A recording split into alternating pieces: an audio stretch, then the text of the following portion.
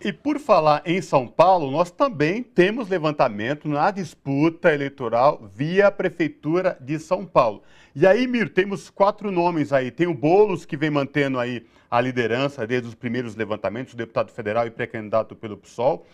E, Miro, o que me chamou a atenção, surpresa, eu queria te ouvir também sobre essa questão, é quem aparece em segundo lugar, né? O Pablo Marçal, que inclusive está na frente do Ricardo Nunes, a diferença é mínima, mas numericamente está na frente do Ricardo Nunes, do MDB, que tenta a reeleição. E em quarto lugar, nesta corrida, aparece a também deputada federal, Tabata Amaral, pelo PSB.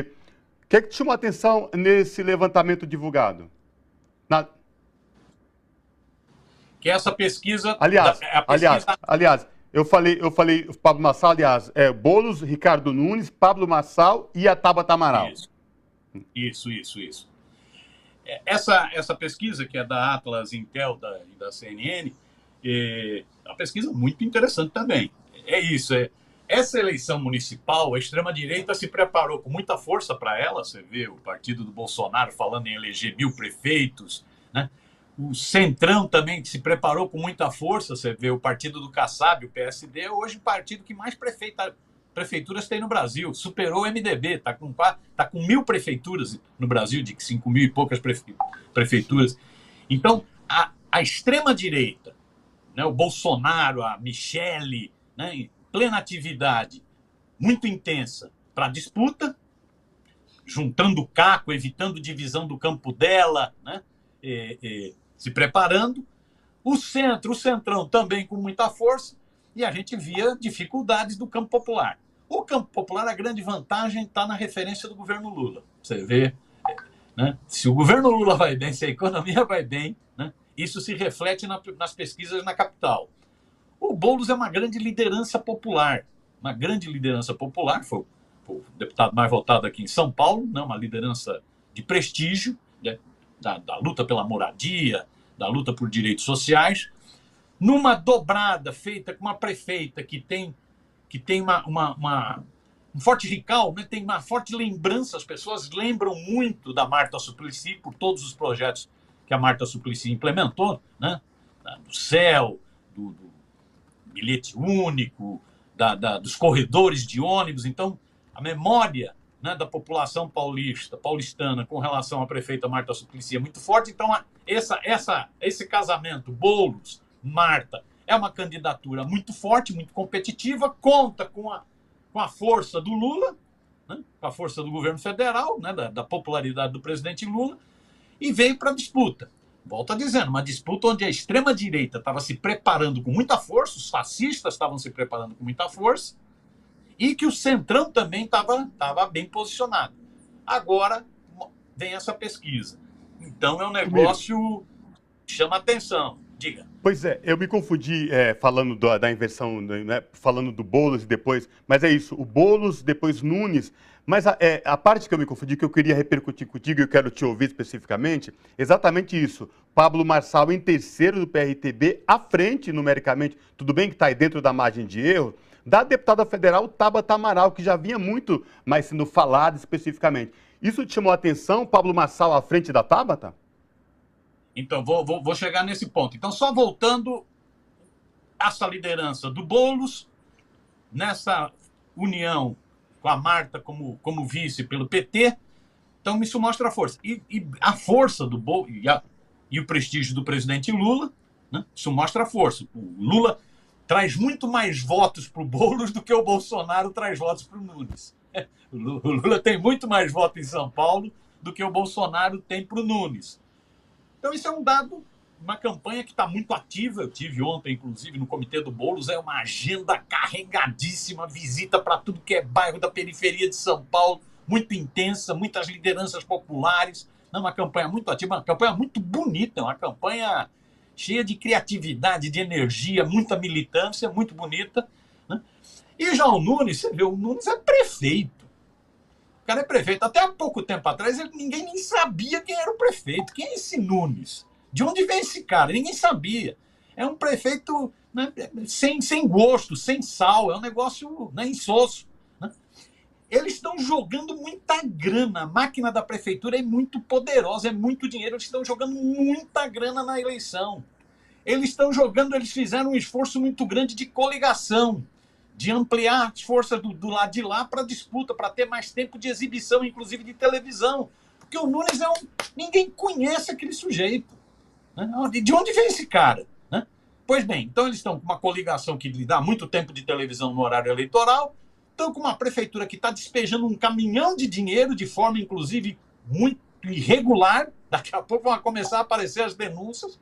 Obra sem licitação, é um monte de mutreta que está por aí. Né? E mesmo assim ele está em segundo lugar. Mesmo assim ele está em segundo lugar. Então isso é o que me chama a atenção na pesquisa. O fator Marçal é uma dor de cabeça para o Nunes também, porque o Marçal cresceu, na minha opinião, cresceu exatamente na fraqueza do Nunes. Muitos bolsonaristas não confiam no Nunes, acham o Nunes isso, e sonso. É um cara que não compra briga, não é um bolsonarista no sentido de ataque virulento. É um bocó, é um cara de arroz de festa. Né? Arroz de festa. Vai para o palanque com o Bolsonaro na Paulista, mas fica lá quietinho. Né? Então ele é um bolsonarista, né? Mas muitos bolsonaristas não botam muita fé nele. E aí caem para esse coache, para esse Marçal, que é um bravateiro, cheio de processo, é um empresário metido em um monte de irregularidade, né? É um fascistinha, né? É um homem das mídias digitais, é um homem das redes, né? Então vai para ele. Esse é uma dor de cabeça para o Nunes em dois sentidos. Se o Marçal mantiver a candidatura, e eu tenho minhas dúvidas, porque esse Marçal vende o passe dele muito bem, ele não é bom a gente não esquecer, ele era candidato a presidente, né? E retirou a candidatura para apoiar o Bolsonaro. Sabe-se lá o que rolou. Sabe-se lá o que rolou. Esse coache, esse homem da autoestima, esse homem dos desafios, ele é cheio de treta.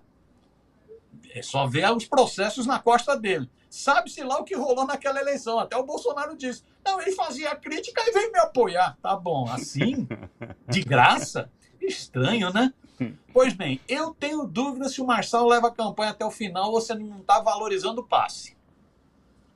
Valorizando o passe para vender mais caro. Para vender mais caro. Então, é até a brincadeira que o Boulos fez com ele num debate recente. Ele falou, quando que você vai se bandear direto lá para o prefeito? Quando você vai vender? Né? Porque isso, ele é um empresário, ele gosta de negócios. Gosta de negócios. Ele se projetou exatamente em função da fragilidade do prefeito.